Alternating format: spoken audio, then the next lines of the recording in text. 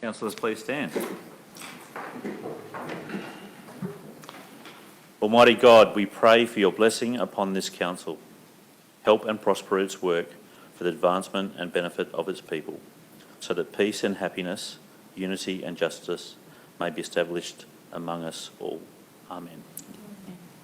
Please be seated. Manningham City Council acknowledges the Wurundjeri people as the traditional custodians of the land we now know as Manningham. We pay our respects to Wurundjeri elders past and present and value the ongoing contribution to the cultural heritage of Manningham.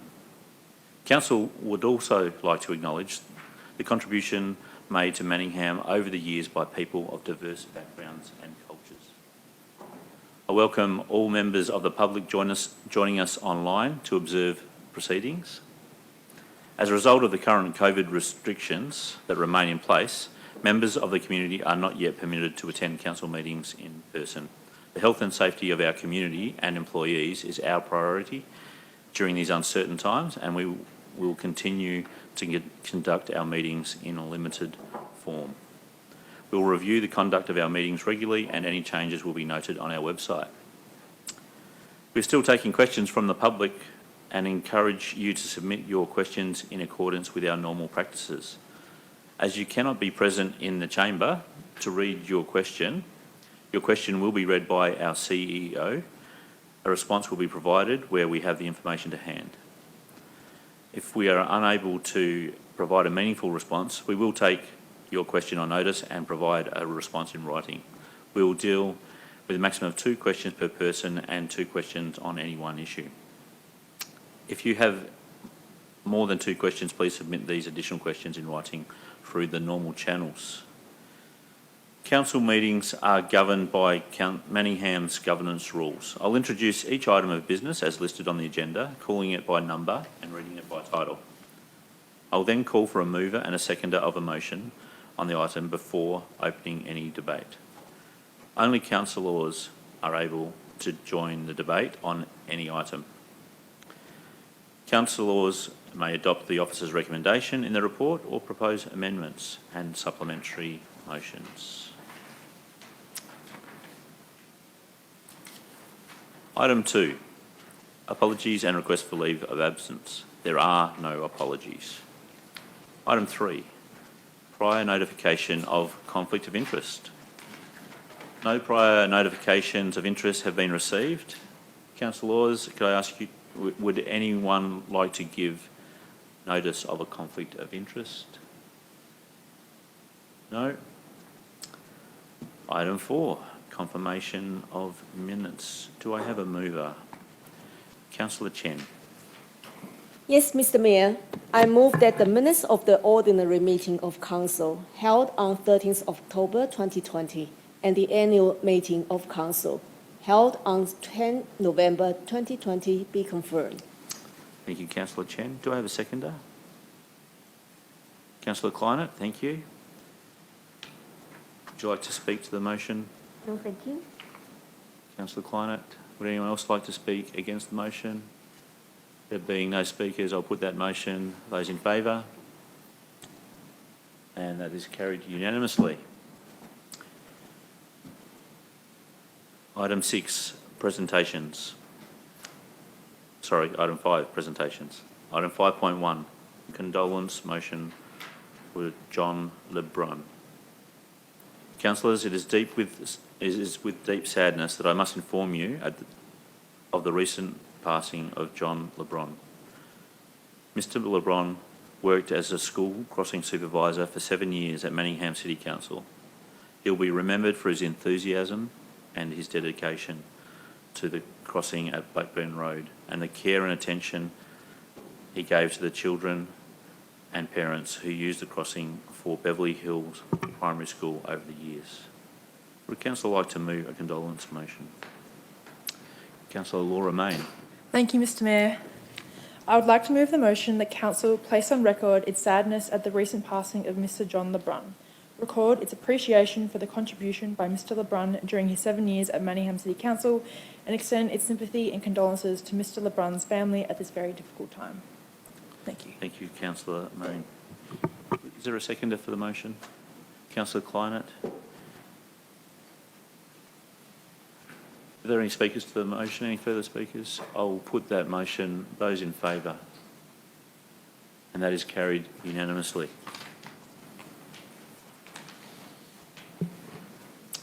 Item 5.2, condolence motion for Michael Gullep. Councillors, it is with deep sadness that I must inform you of the recent passing of Michael Gullep. Mr. Gullep worked as a school crossing supervisor with Manningham since 2018. Michael was passionate about his role at the Bowmore Avenue crossing of Park Orchards Primary School. Would the council like to move a condolence motion? Councillor Lang. Thank you, Mr Mayor. I'd like to move the motion that council place on record its sadness at the recent passing of Mr Michael Gullep. Record its appreciation for the contribution that Mr Gullep made during his 2 years at Manningham City Council, and extend sympathy and condolences to Mr Gullep's family at this very difficult time. Thank you, Councillor Lamb. Do I have a seconder for the motion? I'll second it. Councillor Goff, thank you. I will, if there are no speakers to the motion, I will put the motion. Those in favour? And that is also carried unanimously. Thank you, councillors. Item 6, petitions. Item 6.1, Macedon Square streetscape. Do I have a mover to table this petition? Thanks, Mr Mayor. I move that the petition with 207 signatories requesting council to reject the proposed Macedon Square streetscape design and seek a new Macedon Square streetscape design be received and referred through to the appropriate officer for consideration. Thank you, Councillor Stephen Mayne. Is there a seconder for that motion? Councillor Lightbody. Would the mover like to speak to the motion? No, Mr Mayor. Seconder. Would anyone like to speak to the motion? Being no speakers, I'll put the motion. Those in favour? And that is carried unanimously. Item 6.2, installation of boom gates at Timber Ridge Reserve. Do I have a mover for this, the tabling of this motion? Councillor Diamonte. Thank you, Mr Mayor. I would like to move the motion that the petition with 12 signatories requesting the installation of boom gates at Timber Ridge Reserve be received and referred through to the appropriate officer for consideration. Thank you. Do I have a seconder? Councillor Chen. Councillor Diamonte, would you like to speak to the motion? No, thank you. Councillor Chen. No, thank you. Any speakers for the motion or against? I will put the motion. Those in favour? And that is carried unanimously. Thank you. Item 6.3, online petition, mountain bike dirt jumps, Boronia Grove Reserve. Do I have a mover for this motion? Councillor Laura Mayne. Thank you, Mr Mayor. I move that the petition with 1,757 signatories for residents of Manningham, Victoria and locations across Australia requesting council to retain the mountain bike dirt jumps made by the community and located across Boronia Grove Reserve along the Koonung Trail be received and referred through the appropriate officer for consideration.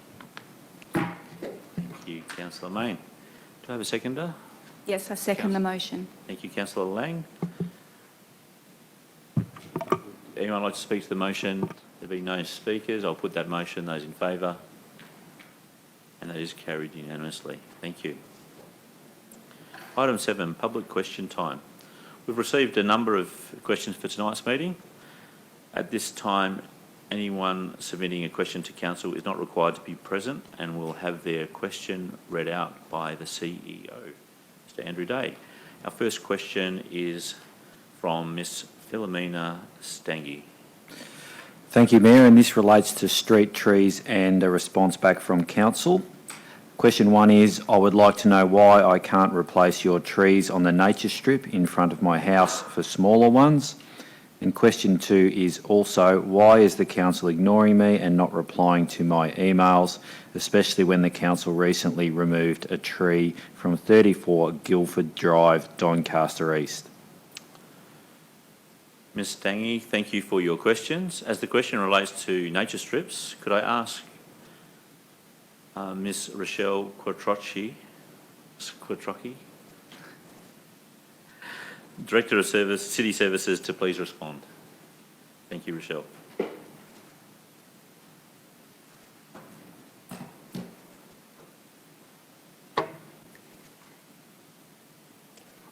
Thank you, Ms. Philomena Staggy. Just in relation to your first question and response, Council is responsible for a tree planting program for all streets in Manningham. We work within the framework of our planting policy and streetscape character study. Our aim is to plant large canopy trees in order to combat the urban heat island effect and offset significant canopy loss over recent years, mainly due to tree removal for development within Manningham. If we were to allow people to plant trees on nature strips, we would need to make this option available to all residents, and this would result in poor streetscape design and poor selection of tree stock that can result in trees with poor structure and higher probability of failure. In response to your second question, Council would not deliberately ignore your emails, as if there is something we have missed, I do apologise. Also, it is important that you email Manningham at manningham.vic.gov.au so that your concerns can get officially logged into our system and we can provide you a request, reference number and a response. The tree in Guildford Drive was removed due to a large split within the trunk, causing it to be a hazard to the community. Please also be aware that an arborist is currently assigned to installing a root barrier at this property address to prevent any further property damage. Thank you. Thank you, Rochelle. We've received 2 questions from Mr. Shan Mugapalan. Thank you, Mayor. These questions are in relation to election signage and Council's actions in relation to signage. Question 1 is, during the 2020 Council election, how many election display signages were erected in each ward in breach of Council policy of not allowing any display in public places during election time? And question 2 is, what proactive actions were undertaken by the Manningham City Council to ensure that other candidates were not put in an unfair position by the erection of unlawful display signs in public areas? Mr. Shan Mugapalan, thank you for your question. As the question relates to signage in Manningham, could I ask Mr. Angelo Carambas, Director of City Planning and Community, to please respond? Thank you, Angelo.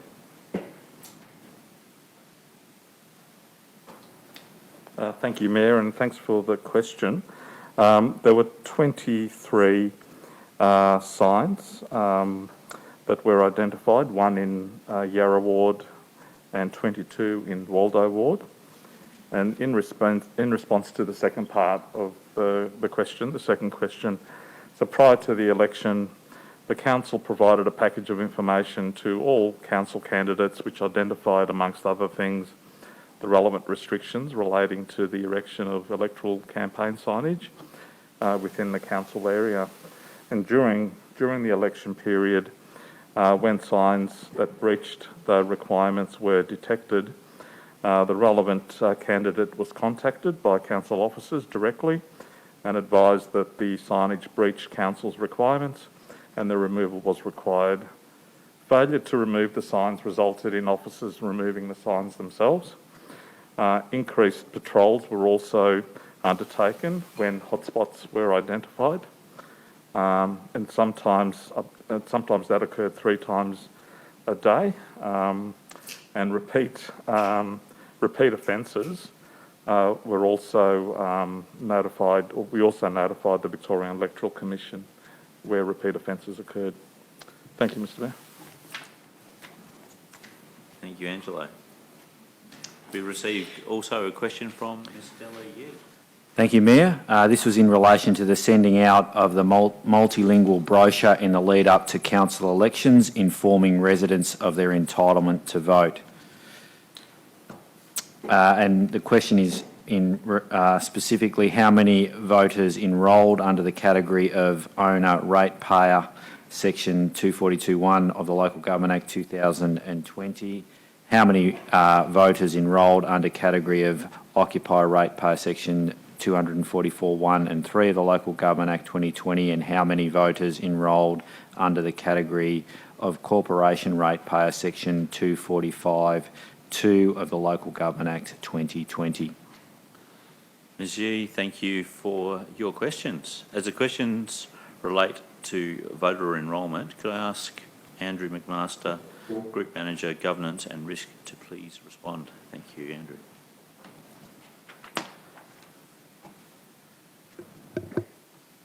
Thank you, Mr Mayor, through you, and thank you, Ms Yee, for your question. In relation to the owner ratepayer category under section 242, subsection 1 of the Local Government Act, we received 149 enrolments. That's made up of owner ratepayers post the 2016 roll and non-Australian citizens. In relation to the occupier ratepayer category under section 244, subsections 1 and 3 of the Local Government Act, we had 27 enrolments. In relation to the category of corporation ratepayer under section 245, subsection 2 of the Local Government Act 2020, there were 0 enrolments. For additional information, there were 3,426 residents on the CEO list. That number is made up from those figures I've stated above, as well as the remainder who are owner ratepayers who are registered on the roll in 2016 and whose circumstances remained the same, including their entitlement address. By way of comparison, in 2016 we had 20 applicant voters versus the 176 that we've received in 2020. Thank you, Andrew.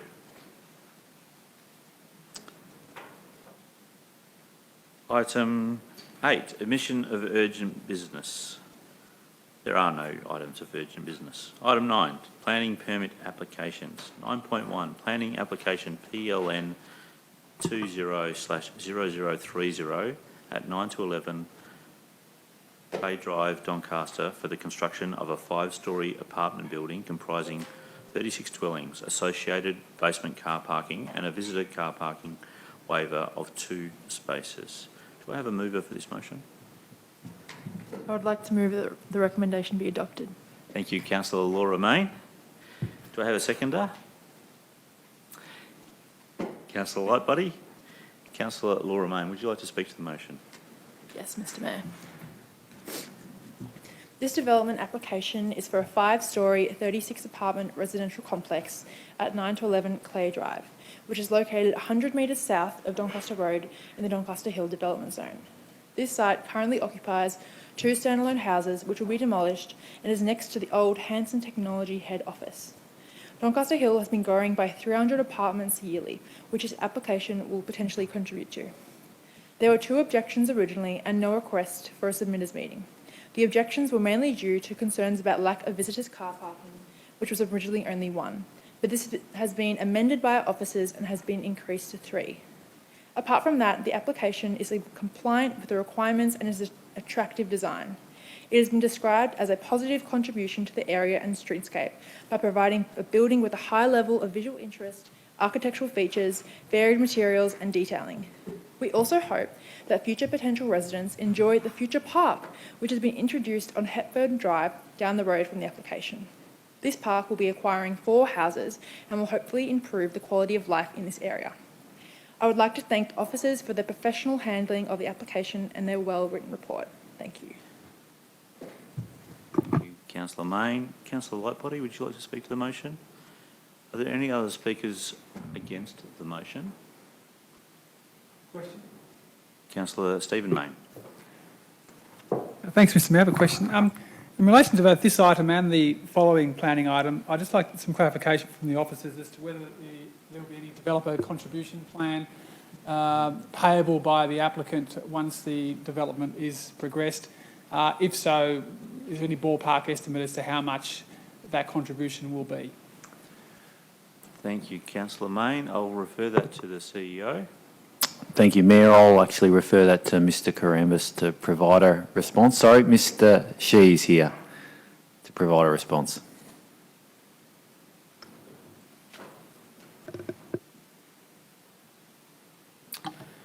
Through the Chair, thank you, Councillor Mayne, for your question. In relation to the development on Clay Drive, that is located within an area that's affected by the development contributions overlay. So if the development is developed, then the developer will be required to provide a developer contribution to the value of approximately $154,000. The second application under consideration tonight on Doncaster Road is not affected by that overlay, so there is no requirement from the developer to contribute a levy for developer contribution. Thank you, Niall. Are there any further questions or anyone to speak for or against the motion now? Councillor Mayne. Councillor Stephen Mayne. Thanks, Mr Mayor.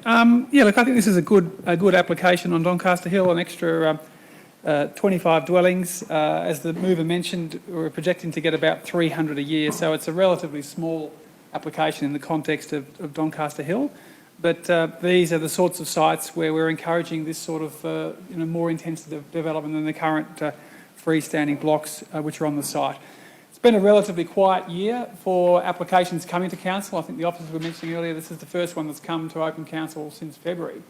So it's triggered by, I think, the requirement that anything above 25 dwellings in an activity centre zone must come to council for an open decision, which is good transparency, ensuring that material and large applications are dealt with in the public sphere. The fact that we didn't have a submitters meeting suggests that there was limited concerns from the community. I do hope this application proceeds. Things have slowed down a bit on Doncaster Hill. We've got the Bunnings development, which originally was going to include 100 apartments, but then they switched to a hotel of 183 rooms run by the McCure Group. So that's not strictly residential, although it is good to have the diversity of a hotel on the hill. There's quite a few permits which are not being acted upon at the moment, whether it's the Church of Christ site or the Volkswagen site and a number of other sites. So we don't want to see a growing number of permits issued where activity does not commence. So I do wish the developer with this one the best of luck to be able to sell them. I know it's not a great environment with falling immigration rates and loss of foreign students. A lot of people are predicting a slowdown in residential development across the country, so we may not see a lot of activity. But I certainly hope that we do get to fulfil the vision for Doncaster Hill and these sorts of well-designed applications do actually proceed through to construction. Thank you. Thank you, Councillor Mayne. Any other speakers? There being no speakers against, I'll put that motion. Those in favour? And that is carried unanimously. Thank you, councillors. 9.2. Planning application PLN 20/0146 at 530 to 532 Doncaster Road, Doncaster, for the use and development of land for a 5-storey mixed-use building comprising 22 dwellings, a medical centre, and the creation and alteration of access to a road in a road zone category 1. Do I have a mover for that motion? Councillor Diamante. I would like to move that the recommendation be adopted. Do I have a seconder? Councillor Lang, thank you. Councillor Diamante, would you like to speak to the motion? Thank you, Mr Mayor. So the development of the land for a higher density mixed-use building is consistent with the relevant objectives of state and local planning policies of the Manningham planning scheme. The relevant planning controls seek a high-density development for consolidated sites within the main road sub-precinct of DD08. The application is supported subject to conditions that include sustainable design, car parking and practice management plan and tree protection management plan, amongst other management plans. 3 objections were originally received and 1 objector attended a submitters meeting. The main objection related to the height of the proposed development. The height is consistent with the development overlay and zoning requirements, and council is satisfied that it doesn't result in undue impact on amenity on the neighbouring property at 534 Doncaster Road. So with this in mind, I encourage my councillor colleagues to accept this recommendation. Thank you. Thank you, Councillor Diamante. Councillor Lang. Thank you, Mr Mayor. I'd like to speak to the motion. I'd like to second the motion. After further clarification regarding the light overshadowing to the adjoining properties, having been minimised by the proposed development's step-back built design, and also the choices of contrasting materials and finishes in order to reduce the visual bulk of the development design. Thank you, Councillor Lang. Are there any speakers against the motion? Are there any other speakers to the motion? Councillor Chen. Thank you, Mr. Mayor. I just want to point out that it's also worth noting that the provision of extra 4 car spaces exceeding the statutory requirements. And furthermore, the 17 spaces allocated to the medical centre will be available for visitors to the dwelling outside the operating hours of the medical centre. So 20 spaces will be available after 7 p.m. on weekdays and after 1 p.m. on Saturdays and all day Sundays. So I think that the extra visitor spaces can reduce parking concerns from surrounding residents. So I congratulate the applicant give consideration for provision of visitor spaces, which is highly in demand in this highly developed area. Thank you. Thank you, Councillor Chen. There being no speakers against, I'll put that motion. Councillor Stephen May. Just a couple of brief comments, Mr Mayor. I think we do want a diversity of uses on Doncaster Hill, and this site is obviously the adjoining block to the Doncaster Hill zone, but it is good to see a medical facility which will employ lots of people. So we just don't want residential in Doncaster Hill. I like the idea that it's an existing medical facility, and then the medical practitioners have bought the property next door, consolidated it, delivered a mixed-use solution with medical on the lower floors and some residential on top. It is going to introduce the first MRI service into Manningham. So there's a real community benefit with these local medical practitioners being a little bit entrepreneurial with their property and actually introducing a larger clustered medical facility twinned with residential on top. As Councillor Diamante mentioned, we did have a submitters meeting last Thursday evening, and the owner of the adjoining property, which is Benetas, which is the Anglican Church's residential care operator. The Anglican Church obviously has got well over $10 billion of assets in Australia and a big residential business with about 14 properties. They actually objected, and they did hire a professional planner to come along and very specifically put to council that we should lop a floor off, that we should reduce it from 5 floors to 4. And obviously the applicant felt that that was a bit unreasonable and was asking a bit too much, and the officers obviously are supporting their application. So us councillors all attended this meeting, we listened intently, we tossed up whether this was a reasonable request, consulted with the officers, and in the end have decided to support the officers' recommendation to proceed with the proposed 5-storey development. Benetas obviously has the option of taking this to VCAT if they wish to.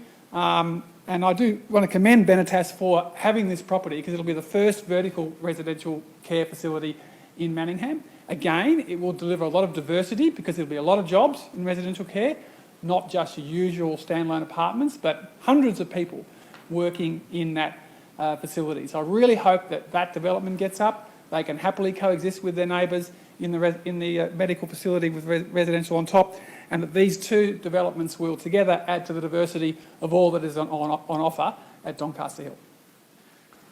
Thank you, Councillor Main. Any further speakers? speakers or questions? There being no further speakers, I'll put that motion. Those in favour? And that is carried unanimously. Thank you, councillors. Move on to item 10, City Planning and Community. There are no City Planning and Community reports. Item 11, City Services. There are no City Services reports. Item 12, Shared Services. There are no Shared Services reports either. So item 13, Chief Executive Officer. 13.1, Audit and Risk Committee Audit and Risk Committee Chair's report. Do I have a mover for that motion? Mr Mayor, I move that the recommendation be adopted. Thank you, Councillor Goff. Do I have a seconder? Councillor Kleinert. Councillor Goff. Thank you, Mr Mayor, and I rise to get council endorsement on the fact that we did have a meeting with the chair recently of the Audit and Risk Committee as part of our processes. I think it's actually now twice a year that we need to do it, but it's twice a year now. So we will be having these meetings on regular occasions, and at that particular meeting, and this report goes through what she talked to us about at that meeting of the process, and this is the first meeting of this council with the chair, and she actually went through the operations of the audit committee so that we're all very aware of that and outlined what was going to happen in this coming year.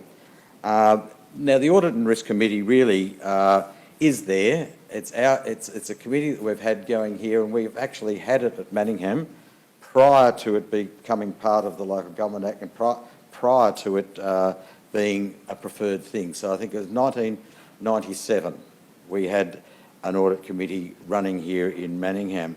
And basically it's to monitor our council, its governance principles, our compliance with our policies and practices that we say that we're doing, and that's audited as well. It's not just financial, but financial is a very important element of this too, and our performance to those financial indicators that we need to do. And so the Audit Committee overlooks that in general at Council, and also the external audits that are done here at Manningham as part of our processes, and they make recommendations to us from that. But also part of their role is to look at our internal audit, because we've got our internal audit group here too, at people, and they're looking at items, and they've picked out the items for this coming year of things that they're going to be looking into, as well as anything that does come up. So this isn't the only thing, but if there are issues that come up, they certainly are adjustable. But this year, and the report actually talks about the child safety standards and our management of that, our contract management, and I think that's with Aqua Arena.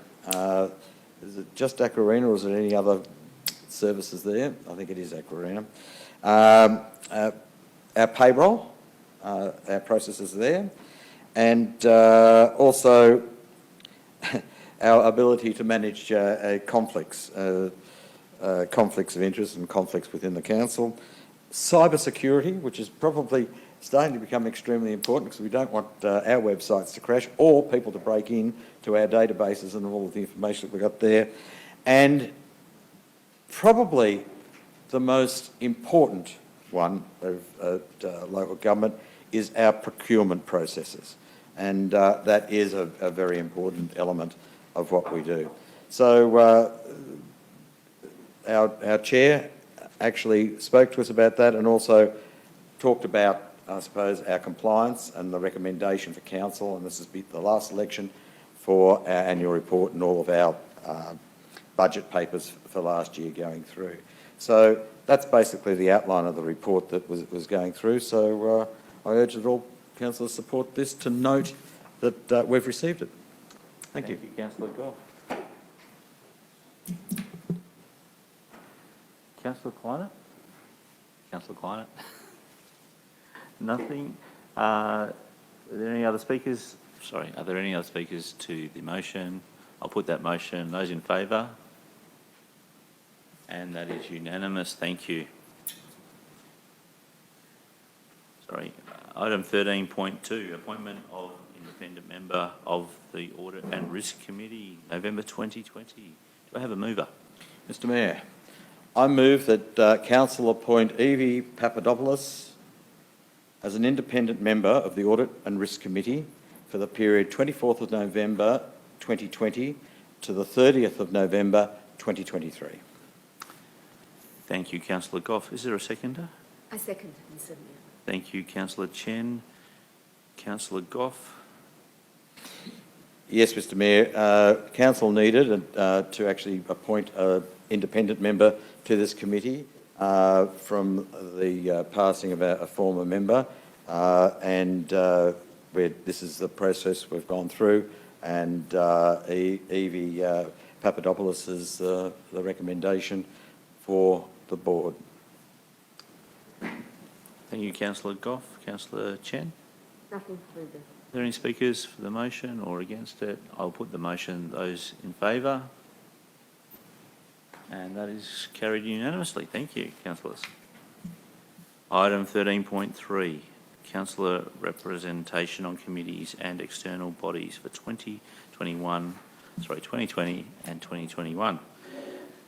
I would like to actually move that motion with the following amendment, councillors, that under the Australian Local Government Women's Association, ALGWA, it's actually to read ALGWA-VIC, because there is a separate division, and this is appointment to the Victorian division, not the national one. So I'd like to move that motion. Do I have a seconder? I second. Councillor Chen. Any speakers? I'm not going to speak to the motion. Councillor Chen, would you like to speak to the motion? Anyone else like to speak to the motion? Councillor May. Well, thanks, Mr Mayor. This is an important motion where we decide for the next 12 months which committees the various councillors will sit on. I think the process has been conducted very cordially and professionally, led by you, Mr Mayor, consulting on what interest the councillors had on serving on which committees, and then collegially resolving that and allocating, I think, very fairly and appropriately. So I think Councillor Chen is going to be very busy on 8 committees as the Deputy Mayor, which is appropriate, but there's a good spread of responsibilities overall. I think it is interesting that we have all 9 of us on the CEO's Performance Review Committee. I'm not sure that the CEO would be thrilled rolling up to a star chamber of 9 councillors grilling him each year, and maybe that might get reformed down the track. I'm looking forward to serving on the Library Board with Councillor Kleinert and some other responsibilities. And I note that while the report does say we're approving this for 2021, that's not the 2021 financial year, that's the 2021 calendar year through to our next annual meeting on November the 4th. Next year, if that is passed in the following resolution when we set our council date. So 12 months of appointments, a well-handled process. Some of us who are new are going to settle into understanding how the various committees work and feed into council processes. But I think it's been a well-conducted process, and look forward to seeing how the committees play out over the following 12 months. Thank you, Councillor May. Are there any other speakers? Councillor Diamante. Thank you, Mr Mayor. I just wanted to reiterate some of what Councillor Mayne said. I think these appointments to these committees are very important, and I think from my perspective, they also demonstrate councillor interest. So I'm very, very pleased to be on the Heritage Advisory Committee. I think the heritage within Manningham, the conservation and protection of our heritage, our places and our assets is very, very important, and I'm thrilled to be on that committee. And also equally on the Livability, Innovation and Technology Committee with Councillor Kleinert and Councillor Lightbody, building the future of Manningham. What do we want Manningham to look like? What do we want Manningham to represent? The livability of Manningham, the benefits that technology and innovation can bring to Manningham. So certainly from my perspective, they are two passions of mine, and I'm very pleased to be represented on those committees. Thank you. Thank you, Councillor Diamante. Any other speakers? Okay. As the Mayor, I will say a few words, and just to thank all the councillors for putting your hand up. And I think it'll be a great 12 months. For some, it'll be a steep learning curve in these committees. But they, as we've heard, they are important committees, and they do provide us with advocacy opportunities in some of those, and definitely a chance to listen to the community in that process of advisory committees. So I will, there being no further speakers, I'll put that motion. Those in favour? And that is carried unanimously. Thank you, Councillor Oz. Item 13.4, council meeting schedule for 2021. Do I have a mover? Yes. Councillor Lang. Thank you, Mr Mayor. I'd like to move the motion that the recommendation be adopted. Thank you. Do I have a seconder? Councillor Diamante. Would anyone like to speak to the motion? I will put the motion. Those in favour? And that is carried. Thank you. Item 13.5, appointment of authorised officers. Planning and Environment Act 1987. Do I have a mover? Councillor Chen. Mr. Mayor, I move that the recommendation be adopted. Thank you, Councillor Chen. Is there a seconder? Councillor Lang. Councillor Chen, would you like to speak to the No, motion? thank you. Councillor Chen. Sorry, Lang. No, thank you. Any further speakers? I will put that motion. Those in favour? And that is adopted unanimously. Thank you, councillors. Item 13.6, documents for sealing. Do I have a mover? Councillor Kleinert. I move that the recommendation be adopted. And do I have a seconder? Councillor Laura Main. Thank you. Councillor Kleinert. Councillor Laura Main. Any speakers? I will put that motion. Those in favour? And that is carried unanimously. Thank you, councillors. Item 14, urgent business. There are no items of urgent business. Item 15, councillors' question time. Councillors, do you wish to raise any questions? Councillor Chen and then Councillor Lang. Thank you, Mr. Mayor. My question is, in the September council meeting, council resolved to authorize the CEO to plan further support for the Manningham community impacted by the COVID-19 stage 4 lockdown. A number of measures were proposed, including, which I read, the preparation of a report which sets out financial relief and initiatives that may further support small businesses and community support for the consideration of the new council after the 2020 election. Now the newly elected council has been sworn in. Can officers advise on the progress of the most anticipated report, please? Thank you. Thank you, Councillor Chen. I'll refer that to CEO.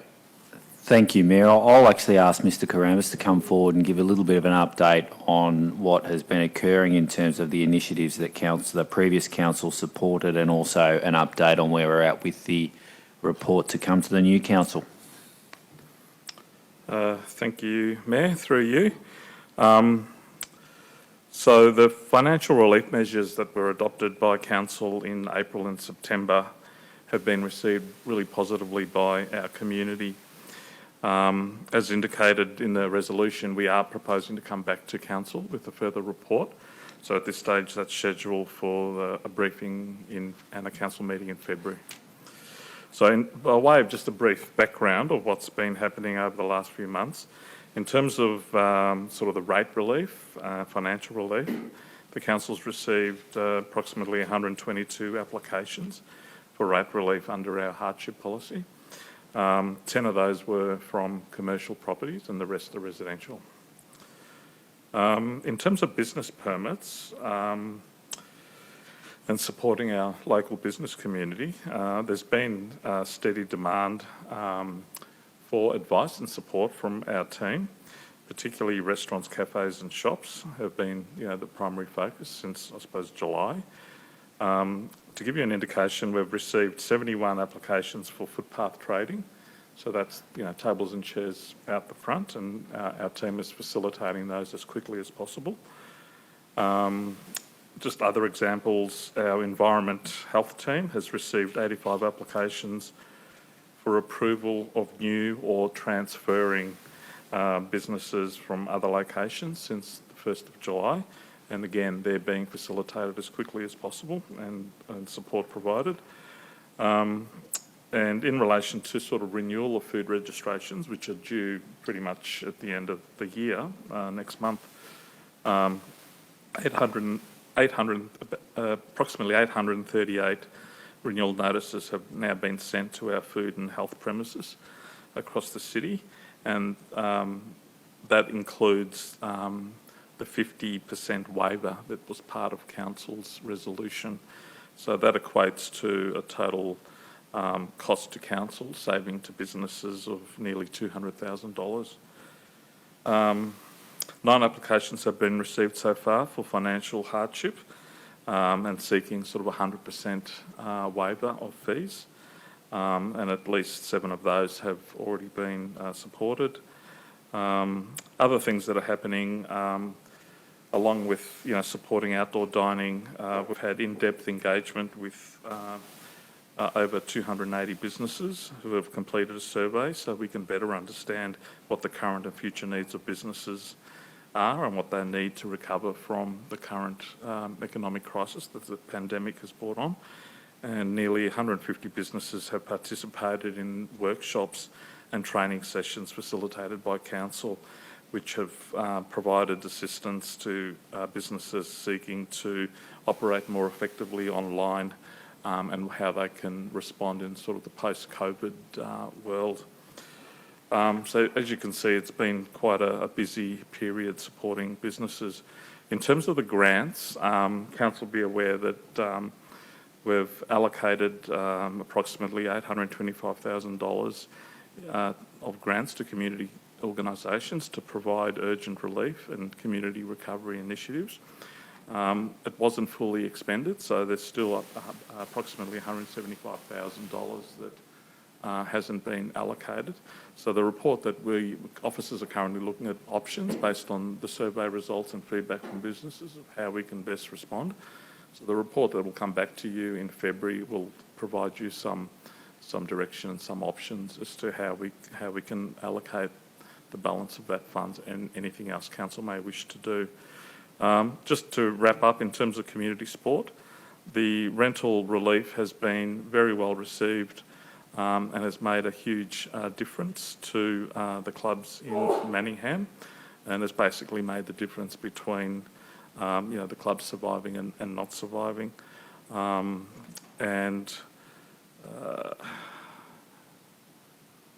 So that pretty much relates, that success is pretty much attributed to the waiver of the rental payments that have been provided under Council's financial relief package. So our rec team are monitoring the situation with the clubs and will liaise with our finance department prior to that report coming back to Council regarding any further measures we could take to support our sporting clubs and community. Thank you. Angelo. Councillor Lang, you had a question? Thank you, Mr Mayor. I am interested in the management of the 100 acres.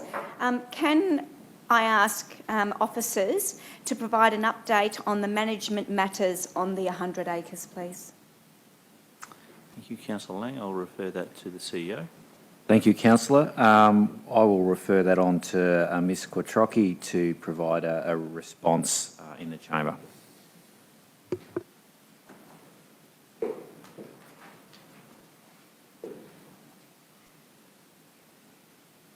Thank you, Councillor, for your question, and through you, Chair.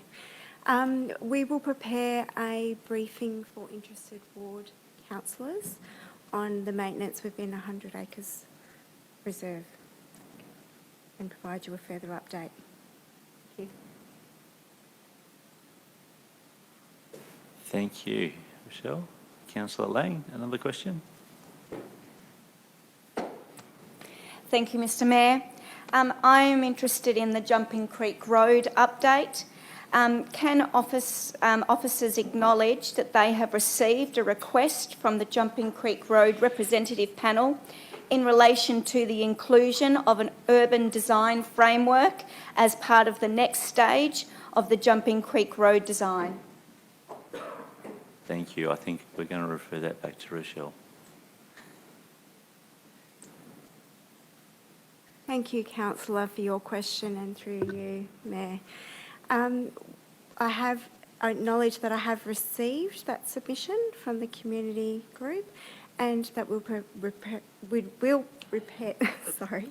prepare a response to that and consider the urban design framework that has been requested and provide you with a specific update on that item. Thank you. Thank you, Michelle. Are there any further questions from councillors? Sorry, Councillor Stephen Mayne.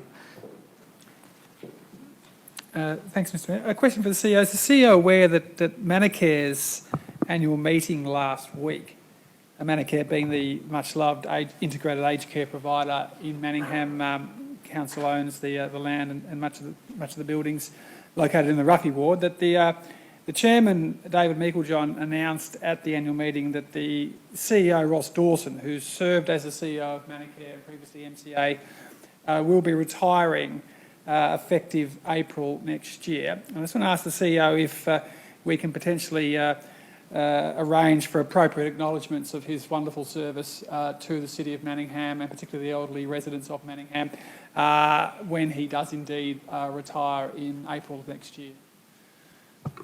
Refer that to the CEO.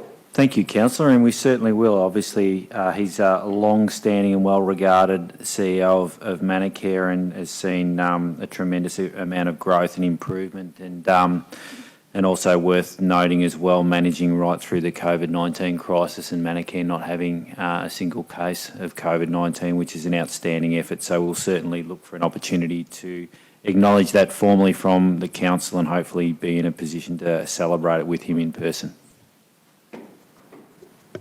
Thank you, Andrew. Are there any further questions from councillors? No further questions. We'll move on to item 16, confidential reports. Oh, there are no confidential reports. And that is the end of the meeting. Thank you, everybody. Thank you, those online.